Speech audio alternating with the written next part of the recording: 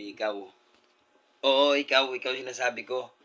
Andiyan ka na naman sa pugad mo, pahiga-higa ka na naman ha. Putang ina mo. Tapos mamaya maglalaro ka na naman. Kaya ka humihiga, nagpapahinga ka. Kung nag-aano ka ng lakas para makapaglaro ka mamaya sa court. Hindi ko alam kung saan ka maglalaro, mukhang dadayo ka na naman eh. Tapos matatalo na naman kayo. Kaya naman laging style nyo eh. Mga kupal kayo eh. Tapos uuwi ka na naman dito gutom. Kakain ka na naman. Pagkatapos mong kumain, maghuhugas ka ng plato. Tapos higa ka na naman. Higa ka na naman dito.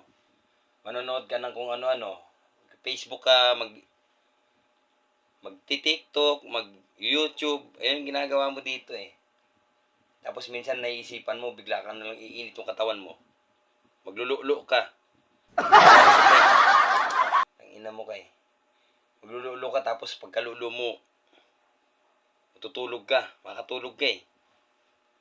Tapos pag natulog ka na, gigising ka na naman hapon. Kasi umaga ngayon eh. Gigising ka ng hapon. Pagdating ng hapon, lalabas ka na naman. Kaya kilala kita. Putang ina mo ka. Tigil-tigilan mo yung basketball na yan. Mapipilayan ka dyan. Kakalaro mo. Kaadikan mo. Tanda mo na. Kukutongan kita.